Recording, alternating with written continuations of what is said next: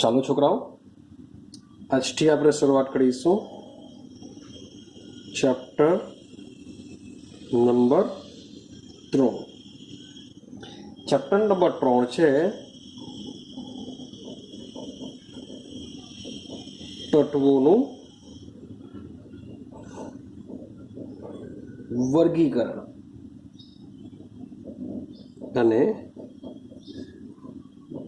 ગુણધર્મોમાં આવર્તિતા.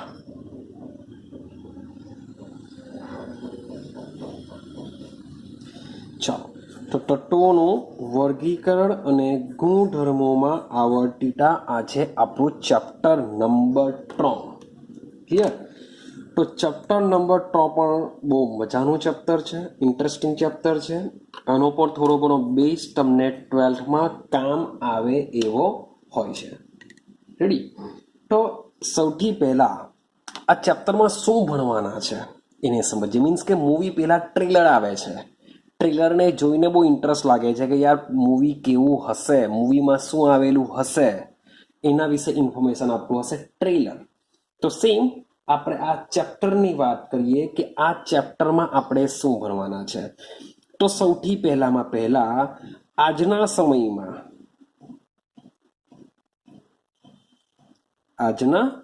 સમયમાં આપણે શું કરીએ છીએ? આધુનિક આવર્ત કોષ્ટકનો અભ્યાસ કરીએ છીએ. તો હાલના સમયમાં આપણે આધુનિક આવર્ત કોષ્ટકનો અભ્યાસ કરીએ છીએ. પણ આ જે આવર્ત કોષ્ટક છે એ આવર્ત કોષ્ટકનો આપણે આ ચેપ્ટરમાં શું જોવાના છે? ઐતિહાસિક વિકાસ સમજવાના છે. મીન્સ કે આધુનિક આવર્ત કોષ્ટક કેવી રીતના અસ્તિત્વમાં આવ્યું છે, કેવી રીતના બન્યું છે તેને સમજીશું. સાથે સાથે આપણે સમજીશું આધુનિક આવર્ત નિયમ સમજીશું. શું સમજીશું? આધુનિક આવર્ત નિયમ સમજીશું. રેડી? હવે આ જે વિકાસ છે એ વિકાસની સાથે સાથે આપણે જે આવર્ત કોષ્ટક સમજવાના છે એ આવર્ત કોષ્ટક પરમાણુની ઇલેક્ટ્રોનીય રચના દ્વારા ખૂબ જ સારી રીતે સમજી શકીએ છીએ. થાય છે? મીન્સ કે મારે જો ભાઈ ઐતિહાસિક વિકાસ સમજવો હોય કે આધુનિક આવર્ત કોષ્ટકને સમજવું હોય તો એના માટે આ જે પરમાણુની જે ઇલેક્ટ્રોનીય રચના છે એ ઇલેક્ટ્રોનીય રચના દ્વારા આપણે ખૂબ જ સારી રીતના આધુનિક આવર્ત કોષ્ટકને સમજી શકીએ છીએ. અને લાસ્ટમાં આ ચેપ્ટરમાં સમજીશું છેલ્લા ભાગમાં કે જે તત્વો છે એ તત્વોના ભૌતિક ગુણધર્મો અને રાસાયણિક ગુણધર્મો. ભાઈ શું થશે? તત્વો બદલાશે તો આ લોકોના ગુણધર્મમાં કેવી રીતના આવર્તિતા જોવા મળશે, એ આવર્તિતાનો અભ્યાસ પણ આપણે આ ચેપ્ટરમાં કરવાના છે. તો સૌથી પહેલા આપણે શું સમજીશું? વિકાસ સમજીશું, પછી આધુનિક આવર્ત નિયમ સમજવાના, અને છેલ્લે પછી તત્વોના ભૌતિક ગુણધર્મ, રાસાયણિક ગુણધર્મમાં આવર્તિતા સમજીશું. એનો મતલબ એમ થાય કે આ જે ચેપ્ટર છે એ ચેપ્ટર આપણે 3 ભાગમાં વહેંચીશું. તો પહેલો ભાગ છે ઐતિહાસિક વિકાસ. દીદી, તો આપણે સૌથી પહેલા સમજીએ કે આ જે આવર્ત કોષ્ટક છે એ આવર્ત કોષ્ટક બનાવવાની શા માટે જરૂર પડી એને પહેલા સમજીએ. તો ભાઈ આવર્ત કોષ્ટક શા માટે બનાવવો પડ્યો તો સમજો. તો આપણે સમજીએ તત્વોનું વર્ગીકરણની આવશ્યકતા अथवा तो कही सकिए कि भाई आवट कोष्टकने बनावવાની શા માટે જરૂર પડી એ બી તો બી બોલી શકું તો સમજો ભાઈ કોઈ પણ વસ્તુ લઈ લો એ સજીવ હોય કે નિર્જીવ હોય કોઈ પણ વસ્તુ લઈ લો એ કોઈ પણ વસ્તુને આપણે કહેવાના દ્રવ્ય અને આ જે દ્રવ્ય છે એ દ્રવ્યનો પાયાનો એકમ આપણે એમ તો પરમાણુ કહીએ છીએ આપણે શું કહીએ છીએ પરમાણુ કહીએ છીએ પણ આ જે પરમાણુ હોય છે પરમાણુ પણ કોઈ પણ એક જાતનું શું હશે તત્વ જ હશે કોઈ એક તત્વ પાયાનો એકમ હોય છે રેડી તો કોઈ પણ દ્રવ્ય લઈ લઈએ તો કોઈ પણ દ્રવ્યનો પાયાનો એકમ શું છે તત્વ છે હવે સમજતા જજો ભાઈ શરૂઆત કરીએ ઈસવીસન 1800 ની વાત કરીએ ભાઈ કઈ સાલ ઈસવીસન 1800 ની અંદર માત્ર ને માત્ર 21 જેટલા જ તત્વો જાણીતા હતા માત્ર કેટલા હતા 21 તત્વો જાણીતા હતા હવે જેમ જેમ સમય પસાર થતો ગયો સાલ આવી ગઈ ઈસવીસન 1865 તો ઈસવીસન 1865 ની અંદર ભાઈ આ જે તત્વો છે હજુ વધારે શોધાઈ ગયા અને 63 જેટલા તત્વોની શોધ થઈ ગઈ સમય જેમ જેમ પસાર થાય છે તેમ તેમ નવા નવા તત્વો શોધાતા ગયા અને તમે હાલની પરિસ્થિતિની જો વાત કરો તો હાલમાં 114 જેટલા તત્વો જાણીતા છે બાકીના સંશોધનમાં છે તો આટલા લખી કરીએ ભાઈ આટલા તત્વો શું છે જાણીતા છે હજુ પણ સંશોધનમાં છે જ મીન્સ કે 114 કરતા વધારે તત્વો જાણીતા છે પરંતુ 114 તત્વો કેવા છે હાલના સમયમાં ખૂબ જ જાણીતા છે હવે આ 114 માંથી 114 તત્વમાંથી ઘણા બધા તત્વો માનવ નિર્મિત છે ઘણા બધા તત્વો શું છે માનવ નિર્મિત મીન્સ કે માનવ દ્વારા બનાવવામાં આવ્યા છે ખૂબ જ ઓછા તત્વો છે કે જે કુદરતી છે બાકી તો મોટે ભાગે બધા કેવા છે માનવ દ્વારા બનાવવામાં આવ્યા છે અને તમને આઈડિયા છે કે ભાઈ માનવ દ્વારા બનાવવામાં આવ્યા છે ને હજુ પણ પ્રયત્નો ચાલુ જ છે હજુ પણ પ્રયત્નો ચાલુ છે મીન્સ કે નવા નવા તત્વો શોધખોળ હજુ પણ ચાલુ રહી છે તો તમે વિચારો તત્વોની સંખ્યા જેમ જેમ પસાર થાય છે તેમ તેમ વધતી જાય છે જો વધતી જાય તો આ 114 તત્વો હાલમાં છે આ દરેકે દરેક શબ્દ બોલું છું ઇન્ડિવિજ્યુઅલ દરેક તત્વોના ગુણધર્મો સમજવા દરેકે દરેક તત્વોના ગુણધર્મો સમજવા તથા આ જે તત્વો છે તે તત્વો પાછા શું કરે છે અસંખ્ય ભાઈ સંયોજનો બનાવે છે તો આ સંયોજનોના ગુણધર્મો સમજવા વગેરેનો અભ્યાસ છે એ અભ્યાસ કેવો પડતો ગયો મુશ્કેલ પડતો ગયો કે ભાઈ તત્વો નવા નવા શોધાતા ગયા તો એ જે તત્વ શોધાયું છે એ તત્વ વિશેની બધા જ ગુણધર્મો સમજવા સાથે સાથે એ તત્વ ઘણા બધા સંયોજનો બનાવતા હોય તો એ દરેકે દરેક સંયોજનના ગુણધર્મોને સમજવા હોય તો તેનો અભ્યાસ કેવો પડતો ગયો મુશ્કેલ પડતો ગયો તો માટે આનું નિરાકરણ કરવા આનું સોલ્યુશન કરવા શું કરવામાં આવ્યું તત્વોનું વર્ગીકરણનો વિચાર કરવામાં આવ્યો કે ભાઈ તત્વોનું વર્ગીકરણ કરવું જોઈએ ક્લિયર હવે આ તત્વોનું વર્ગીકરણ કરવાથી ફાયદો શું થયો તો તત્વોનું વર્ગીકરણ કરવાથી માત્ર જૂના તત્વોના ગુણધર્મો જ નહીં પરંતુ નવા તત્વો વિશે પણ આગાહી કરી શકાય. મીન્સ કે જે તત્વો તે સમયે શોધાયા ન હતા તે તત્વોની પણ આગાહી પહેલેથી જ કરી દેવામાં આવતી હતી. તો આ જે તત્વોનું વર્ગીકરણ છે એ ખૂબ જ મહત્વતા તે સમયમાં ધરાવતું હતું. ચાલો, તો માટે તત્વોનું વર્ગીકરણ કરવાની આવશ્યકતા જણાય. હવે સમજીએ કે હવે આપણે સમજવાનો પ્રયત્ન કરીએ. મીન્સ કે હવે શું થશે, તત્વોનું વર્ગીકરણ થવાની શરૂઆત થઈ જશે. તો એને આપણે શું કહેશું, આવર્ત કોષ્ટકનો ઇતિહાસ કહી શકીએ. મીન્સ કે સૌથી પહેલા આવર્ત કોષ્ટકની શરૂઆત કોણે કરી હતી અને લાસ્ટમાં લાસ્ટ કોણે બનાવ્યો હતો, તો એ બધો જ સમયગાળો આપણે આમાં લઈ લેશું. રેડી છે? ચાલો, હવે જે તત્વો છે તત્વોનું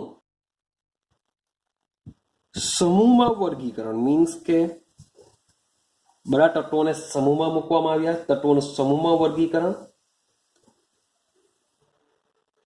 આવર્ત નિયમ, શબ્દ બોલું છું, આવર્ત નિયમ.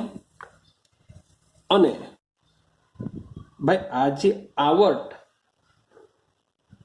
કોષ્ટકનો જે વિકાસ છે એ વિકાસ માત્ર એક જ વિજ્ઞાનીના ફાળે જતો નથી. તો આ વિકાસ ભાઈ ઘણા બધા વિજ્ઞાનીઓના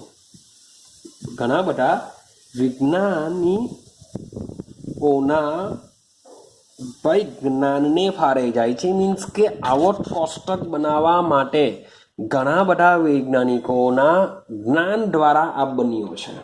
ક્લિયર છે?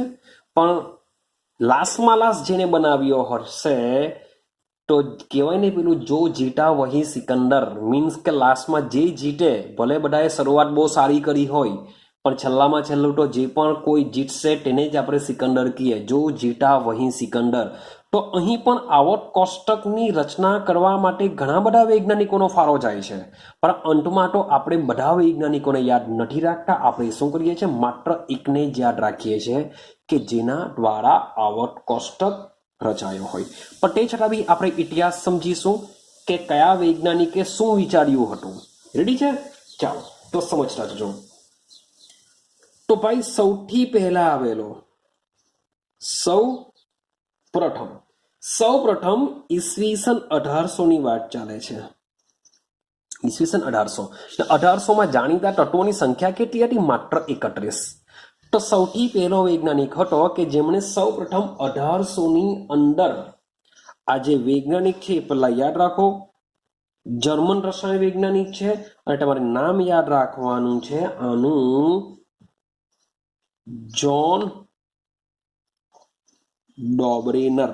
લાઈક એક કૂતરાની જે જાતિ છે તેના જેવું નામ છે આ ડોબરેનર. ડોબરમેન છે કૂતરાની જાતિ, મીન્સ કે ડોબરમેન. તો એ છે ડોબરેનર. એના પરથી મીન્સ કે થોડુંક યાદ રાખવામાં તમને ઇઝી પડશે કે સૌથી પહેલો વૈજ્ઞાનિક હતો જ્હોન ડોબરેનર. મેં તમને કીધું કૂતરાની એક જાતિ છે ડોબરમેન, એના પરથી થોડુંક યાદ રાખવામાં ઇઝી પડશે. તો જર્મન વૈજ્ઞાનિક છે જ્હોન ડોબરેનર. તો જ્હોન ડોબરેનરે શું કીધું? તો જ્હોન ડોબરેનરે ભાઈ તત્વોના જે તે સમયમાં 31 તત્વો હતા એ તત્વોના ગુણ ધર્મો વિશે વિચાર કર્યો. શું કર્યું? તેમના ગુણધર્મો વિશે વિચાર કર્યો. અને શું વિચાર્યું? તો એમણે 1800 થી લઈને 1829 સુધીના ગાળાની અંદર 1800 થી લઈને 1829 સુધીના ગાળાની અંદર તેને શું કર્યું? ત્રણ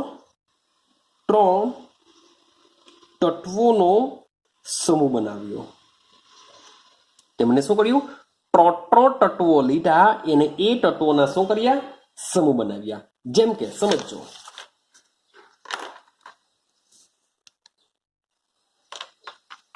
ચાલો ભાઈ એને પહેલો સમૂહ બનાવ્યો લિથિયમ, સોડિયમ પોટેશિયમ. પહેલો સમૂહ કયો બનાવ્યો? લિથિયમ સોડિયમ પોટેશિયમ બનાવ્યો. ભાઈ બીજો સમૂહ બનાવ્યો કેલ્શિયમ.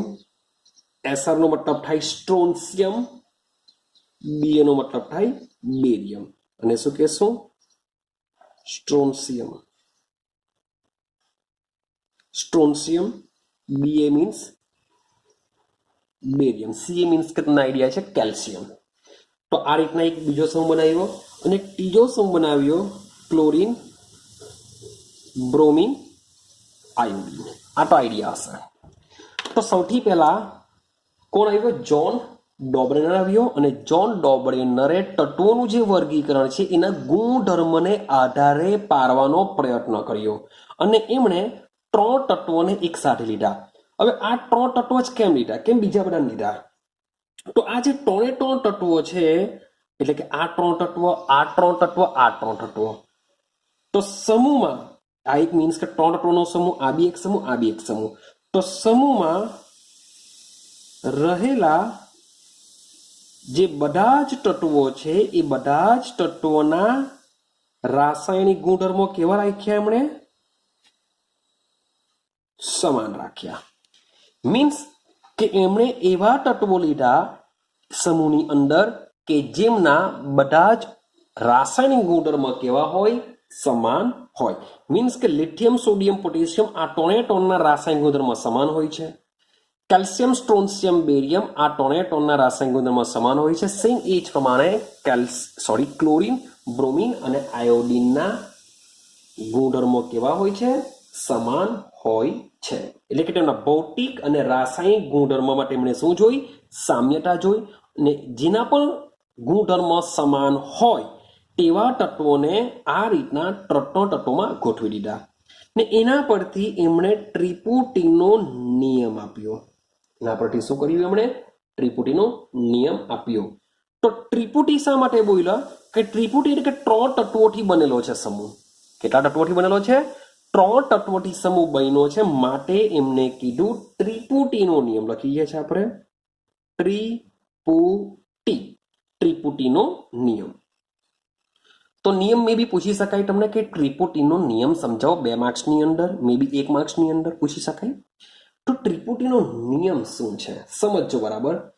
તો જોજો, હવે ત્રિપુટી મીન્સ કે 3 તત્વ. તો ત્રિપુટીની આ 3 તત્વો, આ 3 તત્વો, આ 3 તત્વો, ત્રિપુટીની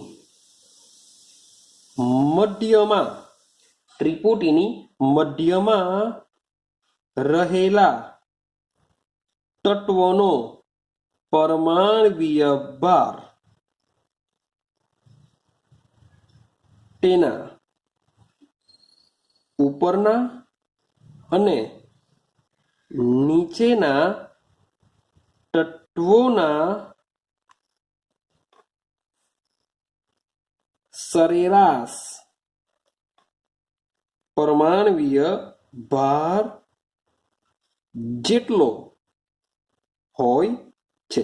એકચ્યુઅલી મારે અહીંયા શબ્દ લખવો પડશે લગભગ. બોલું છું લગભગ મીન્સ કે નિયર ઇક્વલ ટુ આટલું હોઈ શકે. હું એમ નથી કહ્યું કે એક્ઝેક્ટલી આવશે.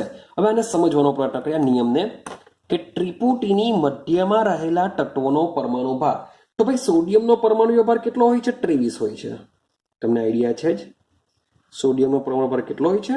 23 હોય છે. ભાઈ લિથિયમનો પરમાણુય ભાર હોય છે 60 અને પોટેશિયમનો પરમાણુય ભાર હોય છે 39. હવે આ નિયમને બરાબર સમજો કે ત્રિપુટીની મધ્યમાં રહેલા તત્વોનો પરમાણુય ભાર, એટલે વાત કોની ચાલે છે? સોડિયમની વાત ચાલે છે, 23. તેના ઉપરના અને નીચેના તત્વોના, ઉપર છે લિથિયમ, નીચે છે પોટેશિયમ, સરેરાશ પરમાણુય ભાર જેટલો. આનો સરેરાશ કરે. સરેરાશનો મતલબ શું થાય? 60 વત્તા 39 ટોટલ 2 માટે ભાગ્યા 2. ક્લિયર છે? તો આનો જો તમે આન્સર મેળવશો એ એપ્રોક્સિમેટલી કેટલો હોય છે? 23 જેટલો હોય છે. ક્લિયર છે કે ત્રિપુટીની મધ્યમાં રહેલા તત્વોનો પરમાણુય ભાર તેના ઉપરના અને નીચેના તત્વોના સરેરાશ પરમાણુય ભાર જેટલો હોય છે. આને તમે બીજી રીતના બી લખી શકો. ભાઈ કેવી રીતના લખી શકો? ચાલો તો ત્રિપુટીની મધ્યમાં રહેલા તત્વનો પરમાણ્વીય ભાર બાકીના બે તત્વો કોણ? લિથિયમ અને પોટેશિયમ. તો બાકીના બે તત્વોના કુલ પરમાણ્વીય ભાર મીન્સ કે કુલ એટલે આ બેનો સરવાળો કુલ પરમાણ્વીય ભાર કરતા અડધા જેટલો હોય છે તો બી ચાલશે. મીન્સ કે બંનેનું સેન્ટેન્સ કેવું છે? સેમ છે કે કુલ પરમાણ્વીય ભારના અડધા જેટલો હોય છે એટલે કે થયો તો શું? સરેરાશ પરમાણ્વીય ભાર થયો. ક્લિયર છે? તો તમે જે રીતના લખો હોય તે રીતના લખી શકો. આ નિયમને કહેવામાં આવે છે ત્રિપુટીનો નિયમ. આઈડિયા આવે છે? તો કેલ્શિયમ, સ્ટ્રોન્શિયમ અને બેરિયમમાં ચેક કરીએ તો ભાઈ કેલ્શિયમનો પરમાણુ ભાર હોય છે 40, સ્ટ્રોન્શિયમનો હોય છે 88 અને બેરિયમનો હોય છે 137. મીન્સ કે હું કેલ્શિયમ વત્તા બેરિયમના પરમાણુય ભારનો સરવાળો કરી જો ભાગ્યા 2 કરું તો મને એપ્રોક્સિમેટલી એ 88 ની નજીક મળશે. શું મળશે? 88 ની નજીક મને એનો પરમાણુય ભાર મળશે.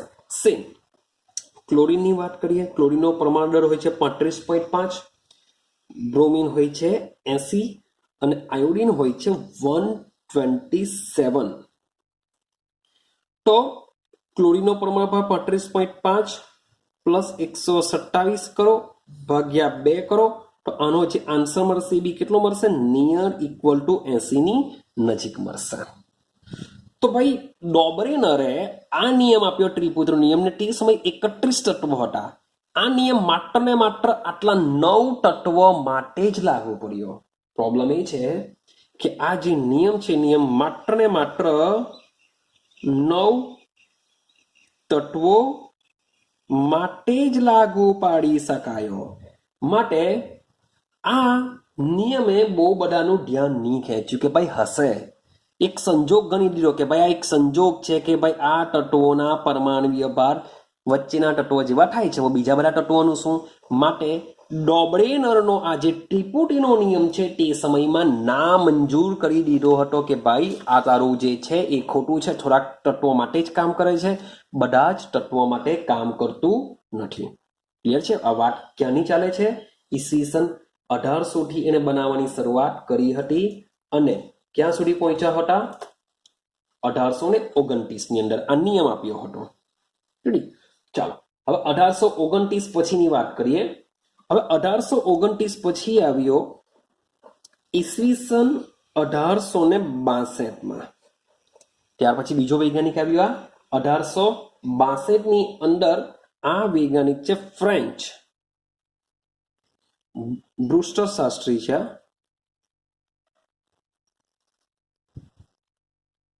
બ્રુસ્ટર શાસ્ત્રી છે જે એનું નામ છે એ બી ડી વચમાં sorry for that A E B D આપણે આ રીતનું ડી લખીશું. વૈજ્ઞાનિકનું નામ છે કાન સોરી ફોર ધેટ ચલો વૈજ્ઞાનિકનું નામ છે કાન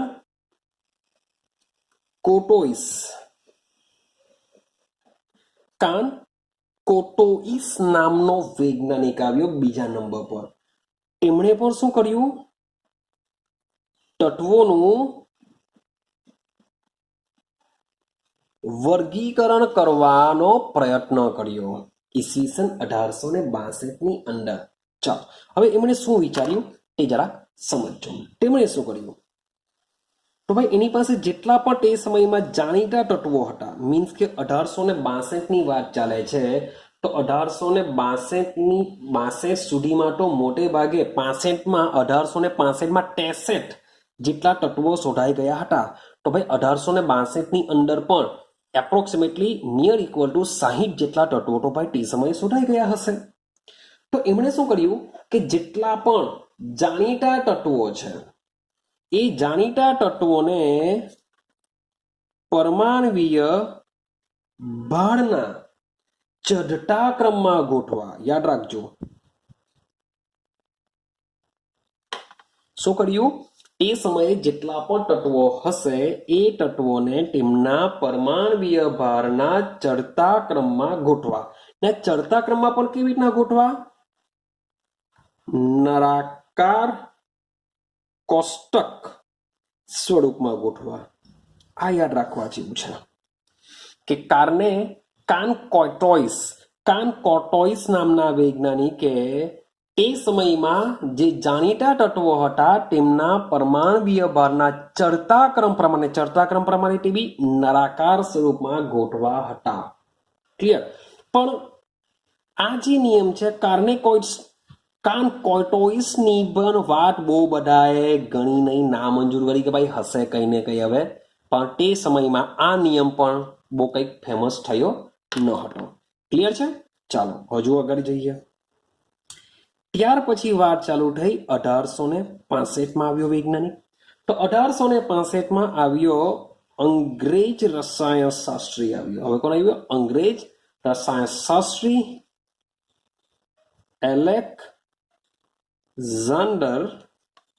ન્યુલેન્ડ આવ્યા. આપણે ન્યુલેન્ડથી જ ખાલી ઓળખીશું. એલેક્ઝાન્ડર નહીં યાદ રાખવું તો કંઈ નહીં, પણ ન્યુલેન્ડ તમારે યાદ રાખવાનું છે.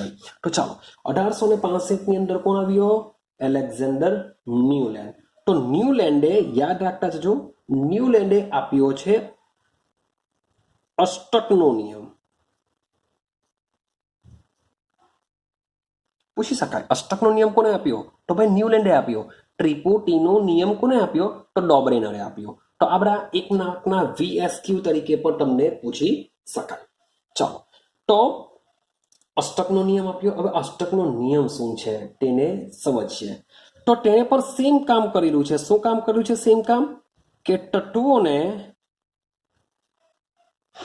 તેમના પરમાણ્વીય ભારના ચઢતા ક્રમ પ્રમાણે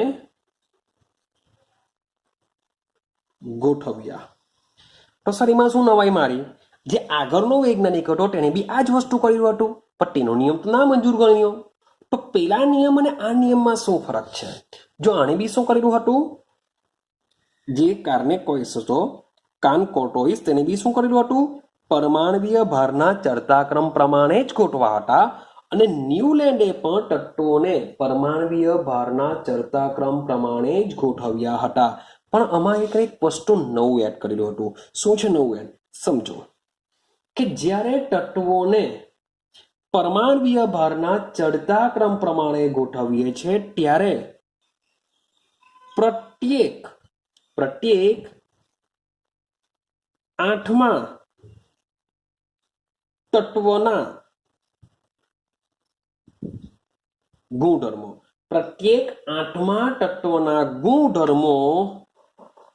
પ્રથમ તત્વના ગુણધર્મોને મળતા આવે છે. પ્રત્યેક આઠમા તત્વના ગુણધર્મો પ્રથમ તત્વના ગુણધર્મને મળતા આવે છે. ભાઈ કેવી રીતના સમજો? તો સૌથી પહેલા એક તમને કહી રાખું કે આ જે સંબંધ એમણે જે જોવા મળ્યો છે, તો આ સંબંધ તેમણે સંગીતના સૂર સાથે સરખાવ્યો હતો. શું સરખાવ્યો હતો? સંગીતના સૂર સાથે સરખાવ્યો. સંગીતનો સૂર શું? સા રે ગ મ પ ધ ની, ને પાછો આવશે સા. સારે ગ મ પ ધ ની સા. આપણે આવું બોલીએ, સારે ગ મ પ ધ ની સા. આ સંગીતનો સૂર છે. તો સંગીતના સૂરમાં ચેક કરો. આપેલો શબ્દ 1 2 3 4 5 6 7. હવે જે આઠમો છે એ પાછો કોના જેવું આવશે? સાથી ચાલુ થાય. સારે ગ મ પ ધ ની, સારે ગ મ પ ધ ની. મીન્સ કે જે સા આવે છે પાછો શું આવશે? નીચે આવે છે. તો તેમણે શું કરેલું છે કે જ્યારે તત્વોને પરમાણ્વીય ભારના ચડતા ક્રમ પ્રમાણે ગોઠવીએ ત્યારે આ જ પ્રમાણે કર્યું કે પહેલું તત્વ મૂકી દીધું, 1 થી 7 તત્વો મૂકી દીધા. હવે જે આઠમું તત્વ છે, આઠમું તત્વને પહેલાની નીચે મૂક્યું, ફરીથી પાછું 9 10 11 12 13 14 સેમ. હવે જે 7 તત્વો ગોઠવી દીધા. હવે આઠમું તત્વ આવશે 15, તો 15 16 17 18 19 20. રેડી? તો આ રીતના એમણે 1 થી 20 તત્વોને ગોઠવી દીધા. તે સમયે જે ન્યુલેન્ડ હતો, ન્યુલેન્ડે આ પ્રમાણે નિયમ આપ્યો છે, જેને સંગીતના સુરો સાથે ગોઠવેલું છે. જે 20મો નંબર એટલે કોણ? કેલ્શિયમ. પેલો નંબર એટલે કોણ? હાઇડ્રોજન. તો હાઇડ્રોજનથી લઈને કેલ્શિયમ સુધીના તત્વો માટે આ નિયમ સાચો પડી ગયો. એનો મતલબ શું થાય કે જે પેલો તત્વના જે ગુણધર્મ હશે તેવા જ ગુણધર્મ 8માના બી હશે, તેવા જ ગુણધર્મ 15ના બી હશે.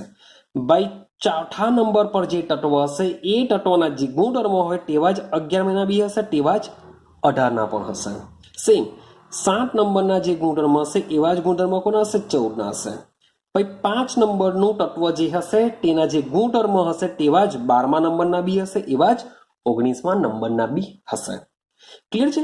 તો ન્યુલેન્ડે આ રીતની સિસ્ટમ વાપરી. ત્યારે પેલાએ માત્ર તત્વોના પરમાણુય ભારને ચડતાક્રમ પ્રમાણે ગોઠવી દીધા હતા, પણ ન્યુલેન્ડે આ પ્રમાણે ગોઠવું હતું. તો ભાઈ ઘણા બધા 1 થી 20 તત્વો ભાઈ આ રીતના સેટ થઈ ગયા.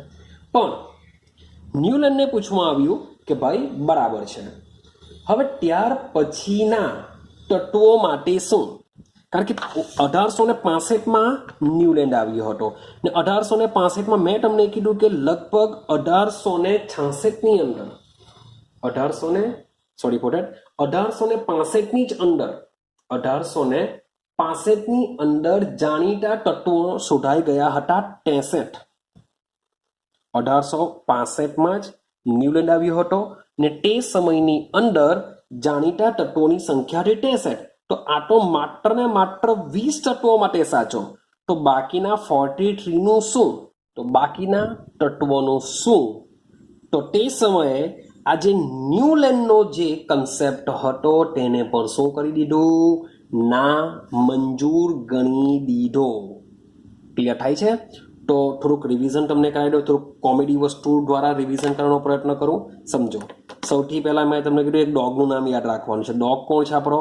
ડોબરમેન. ડોબરમેન પરથી કોને યાદ રાખવાનો? ડોબરેનર. ડોબરમેન પરથી ડોબરેનરને યાદ કરો.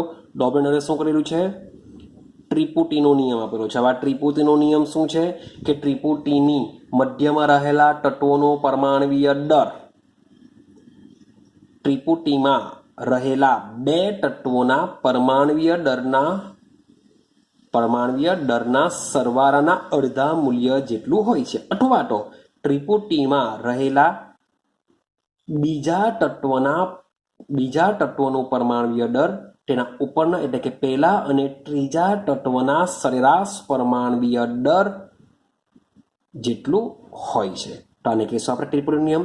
ત્રિપુટીનો નિયમમાં કયા કયા તત્વો આવે છે તે તમારે યાદ રાખવાના છે, જે ઓલરેડી છે. Lithium, sodium, potassium, calcium, strontium, barium, chlorine, bromine, iodine. Total આ 9 તત્વો માટે જ આ નિયમ લાગુ પડતો હતો, માટે એને બી નામંજૂર ગણ્યો.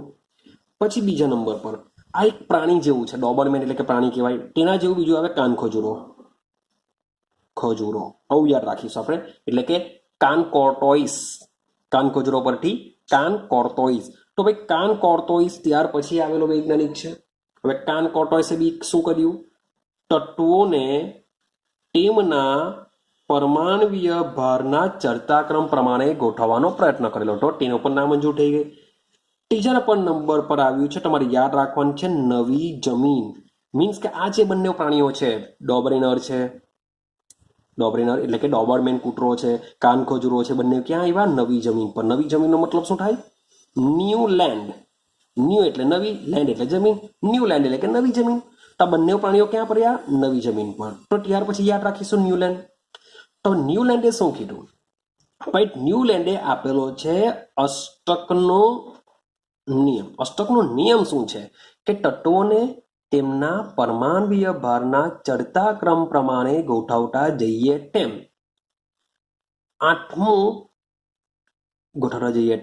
મળતું 8મું તત્વ એ પહેલા તત્વ જેવા ગુણધર્મ ધરાવે છે. આથી તેમને તેમની નીચે મૂકવામાં આવ્યું, જેને આપણે કહીશું અષ્ટકનો નિયમ. આ અષ્ટકના નિયમને સંગીતના સુરો સા રે ગ મ પ ધ ની સા સાથે બી સરખામણી એમણે કરેલી છે.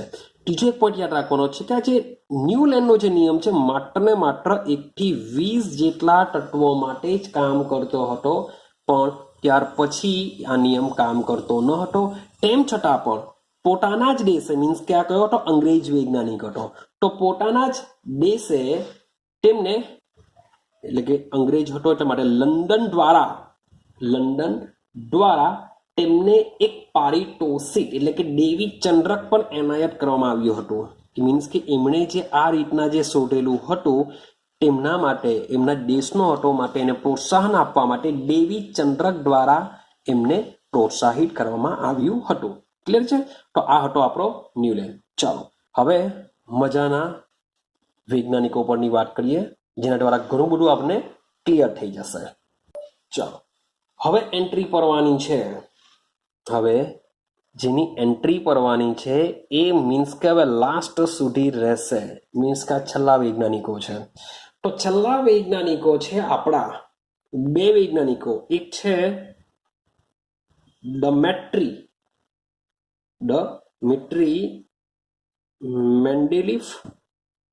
ડમેટ્રી મેન્ડેલીફ છે આ ડમેટ્રી મેન્ડેલીફ છે રશિયાના વૈજ્ઞાનિક હશે રશિયન વૈજ્ઞાનિક છે અને બીજો છે લોથર મેયર બીજા વૈજ્ઞાનિક કોણ છે લોથર મેયર તો આ બે વૈજ્ઞાનિકોનો ઇતિહાસ આપણે સમજવાના છે હવે સમજો આજે જે આપણે આધુનિક આવર્ત કોષ્ટકને સમજીએ છીએ એ આધુનિક આવર્ત કોષ્ટક આ બંને વૈજ્ઞાનિકોના ફારે જાય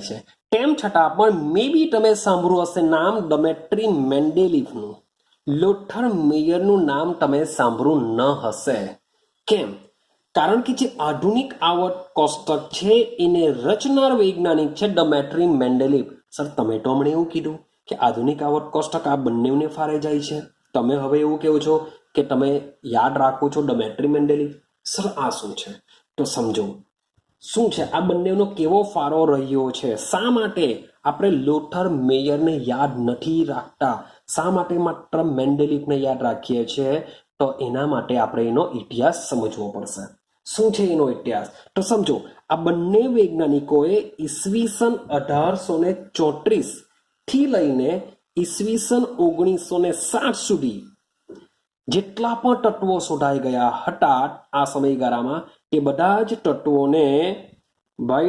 તત્વોના વર્ગીકરણ કરી દીધું હતું શું કર્યું હતું તત્વોનું વર્ગીકરણ અને આ બંને વૈજ્ઞાનિકોએ સ્વતંત્ર રીતે એકબીજાથી કામ કરતા હતા સ્વતંત્ર રીતેનો મતલબ શું થાય કે ભાઈ ડમેટ્રી મેન્ડેલીફ કનો છે રશિયન વૈજ્ઞાનિક છે અને ભાઈ આ લોથર મેયર તો જર્મન વૈજ્ઞાનિક છે મીન્સ કે જર્મનીનો છે આ રશિયાનો છે મીન્સ કે બંનેની કન્ટ્રી અલગ અલગ છે તો બંનેવે આ સમયગાળામાં પોતાની રીતે સ્વતંત્ર રીતે બંનેવે આવર્ત કોષ્ટક બનાવવાનો પ્રયત્ન કર્યો હતો ક્લિયર છે ચાલો તો આ બંને રસાયણ વિજ્ઞાનીઓએ ઈસવીસન 1869 ની વાત ચાલે છે ઈસવીસન 1869 માં તેમણે આ બંને વૈજ્ઞાનિકોએ શું કર્યું હતું કે તત્વોને તેમના પરમાણ્વીય ભારના ચઢતા ક્રમમાં ગોઠવવામાં આવે તો નિયમિત શબ્દ બોલું છું નિયમિત અંતરાલે તત્વોના ભૌતિક અને રાસાયણિક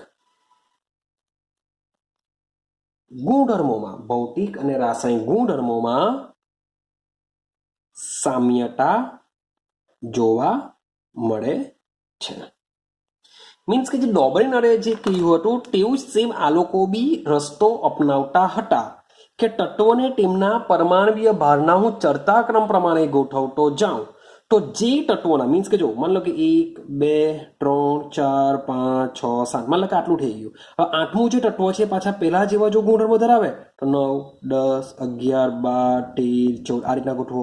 પછી 15 16 17 18 19 20 21 16 22 23 24 16 આ રીતના ગોઠવતા ગયા. તો આ રીતના ગોઠવવા જોજો બંનેવે સેમ કામ કરેલું હતું, બંનેવે સેમ કન્સેપ્ટ વાપરેલો હતો કે તત્વોને તેમના પરમાણ્વીય ભારના ચડતા ક્રમ પ્રમાણે ગોઠવવામાં આવે તો નિયમિત અંતરાલે મીન્સ કે જો નિયમિત અંતરાલ છે 7 તત્વો પાછું રિપીટેશન 7 તત્વો પાછું રિપીટેશન 7 તત્વો પાછું રિપીટેશન. ક્લિયર? તો નિયમિત અંતરાલે મીન્સ કે એકચ્યુઅલી જોવા જઈએ તો 21 સુધી જ્યાં કામ કરશે ફરીથી પાછા નવા પડશે, પણ તમે ખાલી તમને સમજાવવા માટે આવું લખું છું. તો તેમના ભૌતિક અને રાસાયણિક ગુણધર્મમાં કેવા જોવા મળશે? સામ્યતા જોવા મળશે. ચાલો હવે બંનેમાં શું ડિફરન્સિએશન પડે છે સમજો. શરૂઆત કરો લોથર મેયર. તો બંનેમાં આ એક ડિફરન્સિએશન પડશે. જો કે લોથર મેયરે ભૌતિક ગુણધર્મો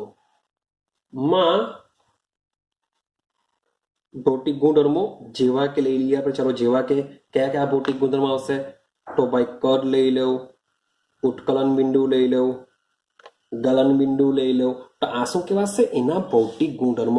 તો લોથર મેયરે તત્વોના ભૌતિક ગુણધર્મ જેવા કે કદ, ઉત્કલન બિંદુ, ગલન બિંદુ વિરુદ્ધ પરમાણ્વીય ભારનો આલેખ દોર્યો. તો લોથર મેયરે શું કરેલું હતું કે જેટલા પણ તત્વો શોધાઈ ગયા હતા એ તત્વોના ભૌતિક ગુણધર્મો જેવા કે કદ, ઉત્કલન બિંદુ, ગલન બિંદુ વિરુદ્ધ પરમાણ્વીય ભારનો આલેખ દોર્યો. અને આલેખમાં એમને જોવા મળ્યું કે કેટલાક એવા તત્વો હતા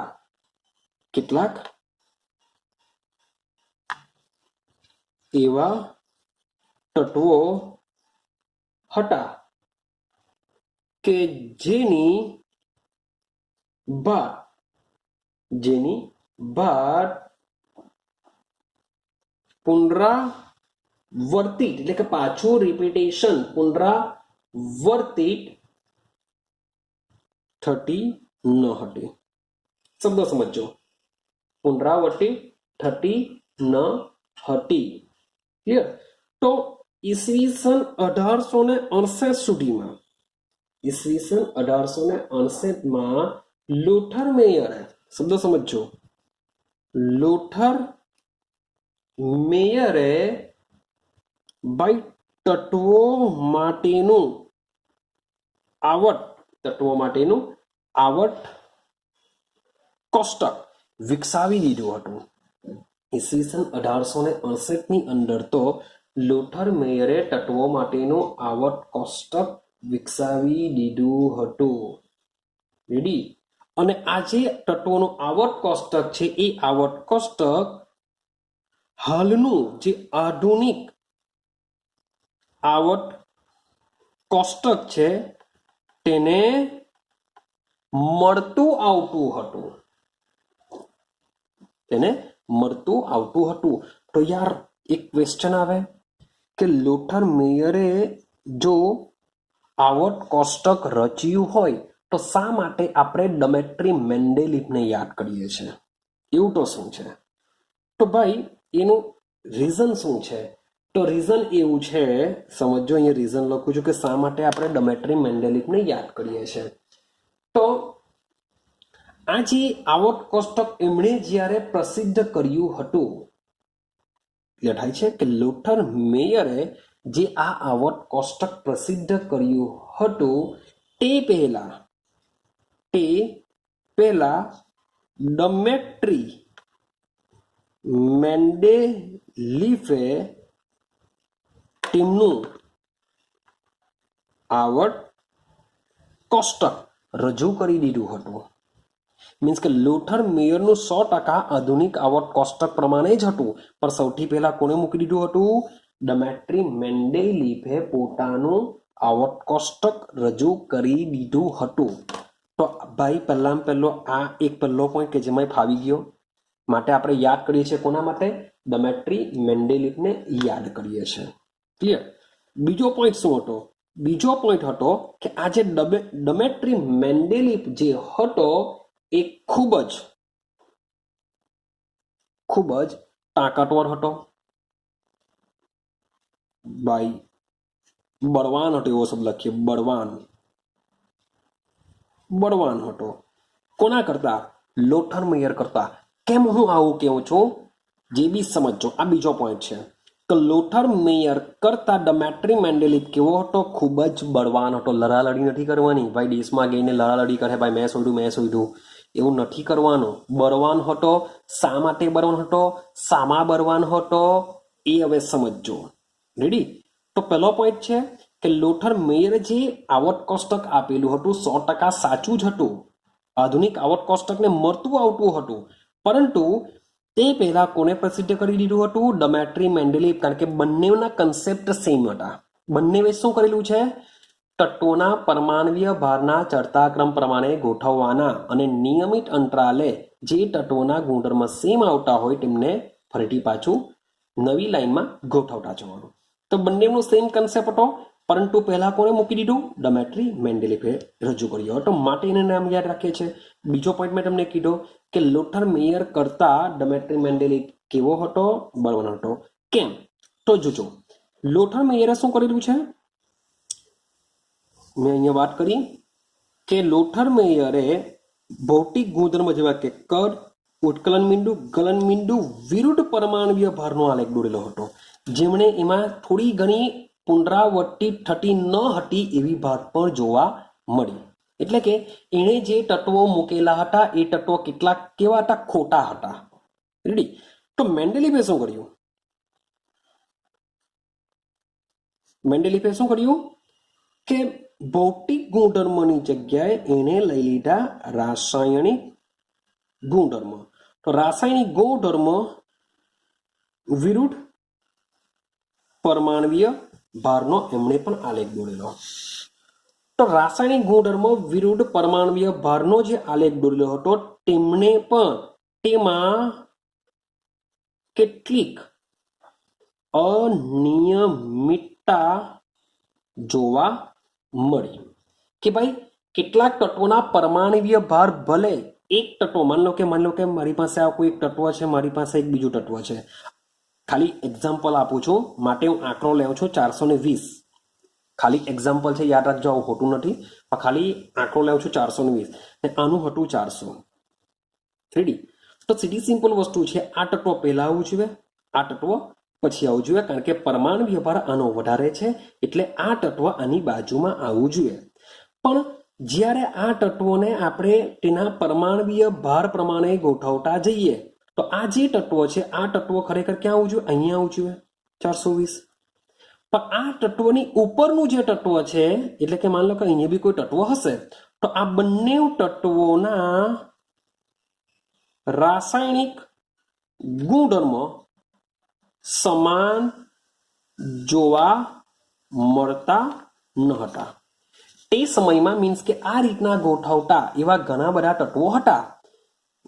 તત્વો હતા કે જેમના તત્વોના પરમાણ્વીય ભારના ચડતા ક્રમ પ્રમાણે ગોઠવતા તેની જગ્યા ખોટી પડી હતી. એટલે તત્વના પરમાણ્વીય ભાર બરાબર છે, પરંતુ તેના ઉપરનું અને જે નીચેનું તત્વ છે તેની સાથે તેના રાસાયણિક ગુણધર્મ સમાન આવતા ન હતા. માટે ડમેટ્રી મેન્ડેલિફે શું કર્યું? ક્યાં તો એણે એવું વિચાર્યું, એમણે એવું કહ્યું, ક્યાં તો આ તત્વોનું પરમાણ્વીય દળ ખોટું હોવું જોઈએ, આ તત્વોનું પરમાણ્વીય દળ કેવું હોવું જોઈએ? ખોટું હોવું જોઈએ, અથવા તો આ જે તત્વ છે તત્વનું સ્થાન ખોટું હોવું જોઈએ.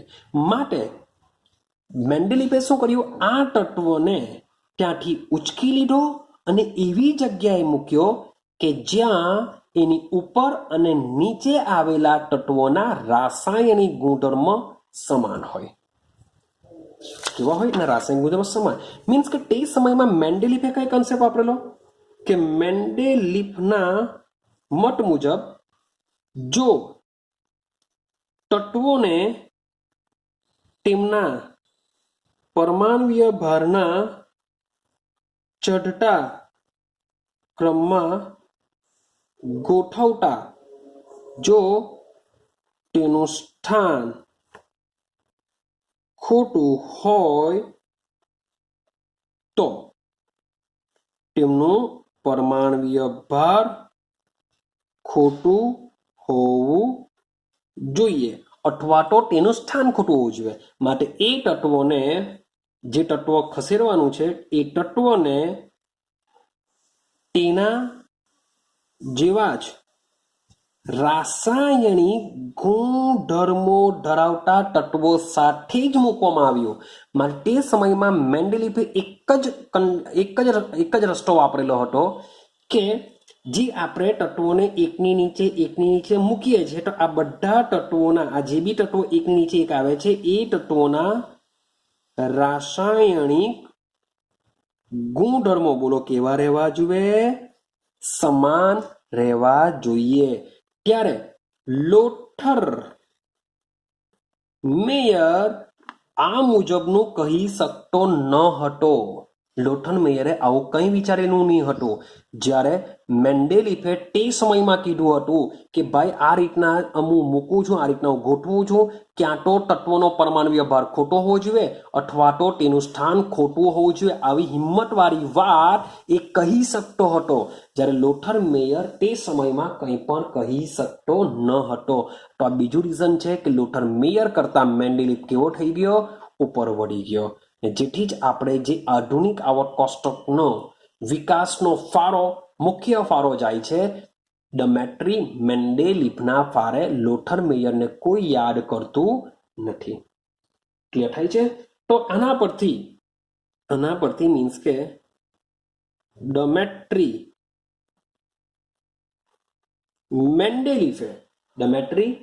મેન્ડેલિફે નિયમ આપ્યો. તત્વોના વર્ગીકરણનો શું આપ્યો? નિયમ આપ્યો. અને આપણે એવું બી લખી શકીએ તત્વોના વર્ગીકરણનો નિયમ કહેશું. નિયમ શું છે સમજો. ડમેટ્રી મેન્ડેલિફનો નિયમ શું હતો કે ભાઈ તત્વોના ગુણધર્મો, એ જો તો ભૌતિક લેવ કે રાસાયણિક લેવ, તત્વોના ગુણધર્મો તેમના પરમાણ્વીય ભારને આવર્તનીય હોય છે. તત્વના ગુણધર્મ તેમના પરમાણ્વીય ભારને આવર્તનીય હોય. જો પરમાણુ ભાર બદલાઈ જશે તો બી તેના ગુણધર્મ બદલાઈ જાય, અથવા તત્વ બદલાઈ જાય તો પણ એના ગુણધર્મ બદલાઈ જશે. રેડી છે? એની બાજુવાળું તત્વ ના બંનેના ગુણધર્મ અલગ અલગ હોય છે. અને કહેવાશે ડમેટ્રી મેન્ડેલિફનો તત્વના વર્ગીકરણનો નિયમ, કે તત્વના ગુણધર્મ તેમના પરમાણ્વીય ભારને આવર્તનીય હોય છે. આઈડિયા આવે છે કઈ? ચાલો, તો મેન્ડેલિફે શું કરેલું છે? તો મેન્ડેલિફે તત્વોને શું કર્યું? ગોઠવતા ગયા. માન લો નંબર આપું છું 1 2 3 4 5 6 7, પાછું 8 9 10 11 12 13 14 સેમ 15 16 17 ચાલશે. તો આ રીતના શું બનશે? બે વસ્તુ બનશે. આ જે લાઈન દેખાય છે તેને શું કહેવામાં આવશે? આવર્ત કહેવામાં આવશે. શું કહેવામાં આવશે? આવર્ત. આવર્ત શબ્દ અમને કાઢી લો કે એમડી પછાડી આવશે, અથવા તો આપણે સમજીએ આડી હરોળ. આને શું કહેશું? આડી હરોળ કહેશું. અને ઉપરનું જે છે તેને કહેશું ઊભો સ્તંભ. શું કહેશું? ઊભો સ્તંભ કહેશું. તો મેન્ડેલિફે તત્વોને આડી હરોળ અને ઊભા સ્તંભમાં પરમાણ્વીય ભારના ચડતા ક્રમ પ્રમાણે ગોઠવતો ગયો. મીન્સ કે પહેલા કરતા બીજાનો પરમાણુ ભાર વધારે, બીજા કરતા ત્રીજાનો વધારે, ત્રીજા કરતા ચોથાનો, ચોથા કરતા 5 6 7, સાતમા કરતા આઠમાનો વધારે. પણ આઠમાના જે ગુણધર્મો છે એ પહેલા જેવા હશે, આઠમા કરતા નવમાનો ગુણધર્મ વધારે. તો આ રીતના પરમાણ્વીય ભારના ચડતા ક્રમ પ્રમાણે ગોઠવતા જતા મેન્ડેલિફે બે વસ્તુ મળી. એક તો આડી હરોળ મળી અને ઊભા સ્તંભ મળ્યા. આટલું ક્લિયર થઈ ગયું? ચાલો હવે સમજો. હવે આ જે ઊભા સ્તંભ વાળા જે બી હશે, જેટલા પણ ઊભા સ્તંભમાં હશે એ બધાના રાસાયણિક ગુણધર્મો કેવા હશે? સમાન હશે. જેટલા પણ ઊભા સ્તંભમાં તત્વો હશે 1, 8, 15 સમાન, 2, 9 વોટેવર જે બી હોય, જેટલા બી ઊભા સ્તંભમાં હશે એ બધાના રાસાયણિક ગુણધર્મો કેવા હોય છે? સમાન હોય છે. તો મેં તમને આગળ બી કીધું કે મેન્ડેલિવની એક જ ટેન્ડન્સી હતી, એક જ રસ્તો વાપરેલો હતો. શું?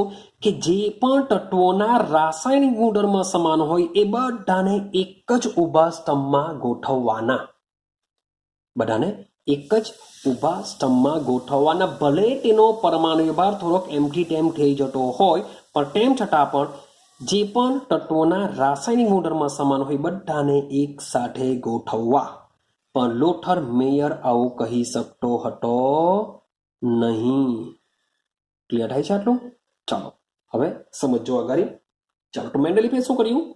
જે પણ તત્વો સમાન રાસાયણિક ગુણધર્મ ધરાવતા હોય છે તેઓને શું કર્યું? એક જ સાથે એક જ ઊભા સ્તંભમાં ગોઠવી દીધા. ચાલો હવે થયું શું? હવે મેન્ડેલિફનું જે આવર્ત કોષ્ટક જે આ હતું એ લોથર મેયર કરતા વધુ વિગતવાળું હતું. મીન્સ કે મેન્ડેલિફે જે આવર્ત કોષ્ટક આપ્યું હતું એ આવર્ત કોષ્ટક લોથર મેયર કરતા વધુ વિગતવાર હતું, વધુ વિગત આપી શકતું હતું. ક્લિયર? અને તત્વોના જે આવર્તી વલણો છે એને સંપૂર્ણપણે સમજાવી શકતું હતું. રેડી છે? માટે આજે આપણે જે આવર્ત કોષ્ટક સમજીએ છીએ એ કોષ્ટક કોના ફારે જાય છે? મેન્ડેલિફના ફારે જાય છે. ક્લિયર છે? ચાલો, તો મેન્ડેલિફે એક જ બાબત પર બહુ ચુસ્તપણે વર્ગી રહેલા હતા અને એ ચુસ્તપણે શું છે કે ઊભા સ્તંભમાં તત્વોના રાસાયણિક ગુણધર્મો સમાન હોય તે બધા એક સાથે આવવા જોઈએ છે. ક્લિયર? જો સમાન ગુણધર્મો જો સાથે આવતા ન હોય તો તેમનો પરમાણ્વીય ભાર ખોટો હોવો જોઈએ. ને આ વિગત એમણે સાબિત પણ કરી બતાવી. જેમ કે દાખલા તરીકે ભાઈ વાત કરીશું ટેલુડિયમ. વાત શાની કરીશું? ટેલુડિયમ. હવે ટેલુડિયમ અને બીજી વાત કરીશું આયોડિન. સમજો, આ બેને બરાબર સમજવાનો પ્રયત્ન કરજો. બટ ટેલુડિયમ થી ઓછા પરમાણુય ભાર વાળો, આનો પરમાણુ ભાર કેવો હતો? ઓછો હતો. આ ટેલુડિયમનો જે પરમાણુ ભાર કેવો છે? વધારે છે. ટેલુડિયમનો પરમાણુ ભાર વધારે છે કમ્પેરિઝન ટુ આયોડિન. આયોડિનનો પરમાણુ ભાર ઓછો છે. તેમ છતાં પણ મેન્ડેલિફે શું કરેલું છે કે ખરેખર ટેલુડિયમની જગ્યાએ આયોડિન આવવો જોઈએ, આયોડિનની જગ્યાએ ટેલુડિયમ આવવો જોઈએ. કારણ કે આ વધારે છે, આ ઓછો છે, તો પહેલા આયોડિન આવવો જોઈએ, પછી આવવો જોઈએ ટેલુડિયમ. પરંતુ મેન્ડેલિફે શું કીધું કે જો ટેલુડિયમને જો આપણે આ બાજુ મૂકવા જઈએ તો આ બાજુ આવશે ફ્લોરિન, ક્લોરિન, બ્રોમિન, આ રીતના તત્વો હતા. ને અહીંયા ટેલુડિયમ ગોઠવાટે, ને અહીંયા કોણ ગોઠવાટે? આયોડિન ગોઠવાટે. જો ટેલુડિયમને જો અહીંયા મૂકવામાં આવે તો ટેલુડિયમના જે ગુણધર્મ છે એ ગુણધર્મ આલોકો જેવા હોતા નથી. પરંતુ તેની કમ્પેરિઝનમાં હું જો આયોડિનને અહીંયા મૂકું ને ટેલુડિયમને જો અહીંયા મૂકું તો આયોડિનના ગુણધર્મ આલોકો જેવા હોય છે. માટે એને પરમાણ્વીય ભારનો જરાક પણ જોયા વગર આયોડિનને અહીંયા મૂકી દીધો અને ટેલુડિયમને આ બાજુ લઈ લીધો. એટલે કે ભલે આયોડિનનો પરમાણ્વીય ભાર ઓછો હોય પણ તેને વધુ પરમાણ્વીય દળ ધરાવતા ટેલુડિયમની બાજુમાં મૂકવામાં આવ્યો. કેમ? કારણ કે આયોડિનના ગુણધર્મ ક્લોરિન અને બ્રોમિનને મળતા આવતા હોય છે. એટલે કે સમાન ગુણધર્મ ધરાવતા તત્વોને એક જ સ્તંભમાં રાખવામાં આવે એવું ડમેટ્રી મેન્ડેલિફનું કહેવું હતું. તો આ પણ એ સાચું પડે છે. મીન્સ કે આજે આધુનિક આવર્ત કોષ્ટકમાં ફ્લોરિન, ક્લોરિન, બ્રોમિન અને પછી કોણ આવે છે? આયોડિન આવતું હોય છે. રેડી છે? ચાલો બીજો પોઈન્ટ સમજો. હવે મેન્ડેલિફના સમયની અંદર મેન્ડેલિફ એવું નહીં હતો કે ખાલી જે તત્વો શોધાઈ ગયા હતા તેના માટે મીન્સ કે આવર્ત કોષ્ટક રચાઈ ગયો હતો. પરંતુ મેન્ડેલિફ એટલો હિંમતવાળો હતો કે તે સમયમાં વણ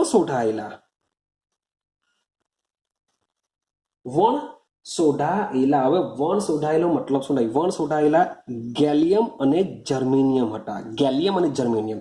તો આ તત્વો મેન્ડેલિફના સમયની અંદર હજુ સંપૂર્ણ શોધાઈ ગયેલા ન હતા. એનું નામ પણ ખબર નહીં હતું કે ભાઈ આને ગેલિયમ કહેવાશે, આને જર્મેનિયમ કહેવાશે, એવું કંઈ ખબર નહીં હતું. તો આ તત્વો કેવા હતા? વણ શોધાયેલા હતા, હજુ શોધાયા જ નહીં હતા. તેમ છતાં પણ મેન્ડેલિફે તેમનું સ્થાન એટલે કોનું? આ બેનું સ્થાન આવર્ત કોષ્ટકમાં ખાલી રાખ્યું હતું કે ભાઈ આ તત્વો જ્યારે શોધાશે ત્યારે અહીંયા જ મૂકવામાં આવશે. ને તે સમયમાં જ્યારે મેન્ડેલિફે આવર્ત કોષ્ટક રચેલું હતું તો એના માટે જે ગેલિયમ છે અને જે જર્મેનિયમ છે એ બંને માટે તેમણે પહેલેથી નામ આપેલા હતા. તો એ સમજો. તો ગેલિયમને કહેવામાં આવતું હતું એકા એલ્યુમિનિયમ. તે સમયે મેન્ડેલિફે શું નામ આપેલું હતું? એકા એલ્યુમિનિયમ નામ આપેલું હતું અને જર્મેનિયમનું નામ આપેલું હતું એકા સિલિકોન. કેમ? કારણ કે બોરોન, એલ્યુમિનિયમ, ગેલિયમ, આ બાજુ કાર્બન, સિલિકોન, જર્મેનિયમ, આ રીતના આધુનિક આવર્ત કોષ્ટક છે. બોરોનની નીચે એલ્યુમિનિયમ, એલ્યુમિનિયમની નીચે ગેલિયમ, સેમ કાર્બન નીચે સિલિકોન, સિલિકોન નીચે જર્મેનિયમ.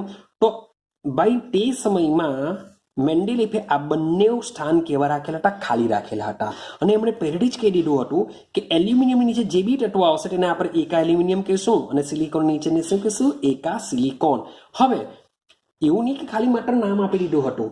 તે સમયમાં મેન્ડેલિફે તેમના રાસાયણિક ગુણધર્મોની પર વાત કરી દીધી હતી. સાથે સાથે તેમનું પરમાણુય દર પણ કહી દીધું હતું કે આ લોકોનું પરમાણુ દર એવરેજ આટલું જ આવવું જોઈએ. અને તમને કહું તો જે એકા એલ્યુમિનિયમનું તે સમયે મેન્ડેલિફે આગાહી કરેલી હતી 68 અને પાછળથી જાણવા મળ્યું 70. ખરેખર ગેલ્યુમિનિયમનું પરમાણુ દર કેટલું છે? 70. અને મેન્ડેલિફે આગાહી કરી હતી 68. માટે મેન્ડેલિફ સાચો ઠર્યો. સેમ એજ પ્રમાણે એકા સિલિકોનનું પરમાણુ દળ એ લોકોએ 72 નક્કી કર્યું હતું અને પાછળથી જાણવા મળ્યું 72.6. તે પણ સાચું ઠર્યું હતું. તો ઘણી બધી બાબતોમાં આવી બધી બાબતોમાં શું થાય છે? મેન્ડેલિફ આગળ રહે છે. માટે આજે આપણે જે મેન્ડેલિફ જે આવર્ત કોષ્ટક સમજીએ છીએ તે ફારો કોને પાસે જાય છે? મેન્ડેલિફને ફારે જાય છે. ક્લિયર છે? તો બુકમાં તમને એક મેન્ડેલિફનું આવર્ત કોષ્ટક આપેલું છે, એક ગ્રીન અને પિંક કલરમાં, કે તે સમયમાં મેન્ડેલિફે જે આવર્ત કોષ્ટક આપેલું હતું તેની થોડીક ઝલક તમને આપે છે. તો જરાક બુકનો ઉપયોગ કરજો. ક્લિયર છે? તો હવે આપણે નેક્સ્ટ વિડીયોમાં મળીશું.